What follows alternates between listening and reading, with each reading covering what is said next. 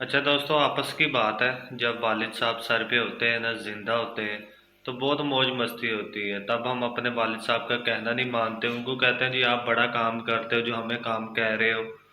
तो अब देखो, मेरे वालिद साहब इंतकाल कर गए हैं, अल्लाह ताला उनको जन्नत में आले से आला मकाम अता फरमाए। अब सुबह सुबह 4 बजे उठना पड़ता है मुझे, अपने लिए खुद ही मुझे चाय बनाना पड़ती है। ठीक है। चाय बनाने के बाद अपने ज़मीनों का काम देखना पड़ता है, घर का काम देखना पड़ता है, अपनी फैमिली के अखराजात खुद पूरे करने पड़ते हैं।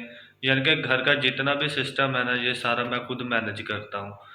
तो बातें भी सुनना पड़ती हैं लोगों की भी, घर वालों की भी, कि आपने हमें ये नहीं ला के दिया, वो नहीं ला के दिया। हर काम टाइम पे करना पड़ता है।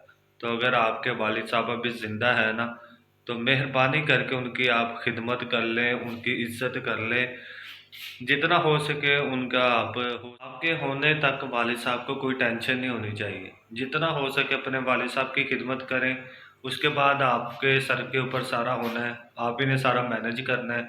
जो इस टाइम आपके वालिद साहब कर रहे हैं, फिर वो आपने करना है।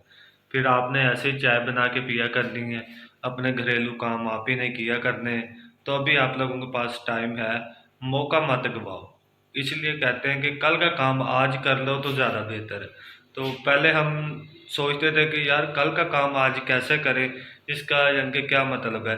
लेकिन जब आप होश पकड़ी है, तो अब हमने यही सोचा है कि कल का काम भी आज करो, और जितना हो सके ज़्यादा काम करो। जितना ज़्यादा करोगे उतना आप ही का फ़ायदा है। कल को आपको मुश्किल नहीं होगी, काम सीखा होगा हर कोई। तो अच्छी लगी है वीडियो तो चैनल को जाते वक्त सब्सक्राइब कर देना, हमारी हौसला अफजाई हो जाएगी। अल्लाह हाफिज़।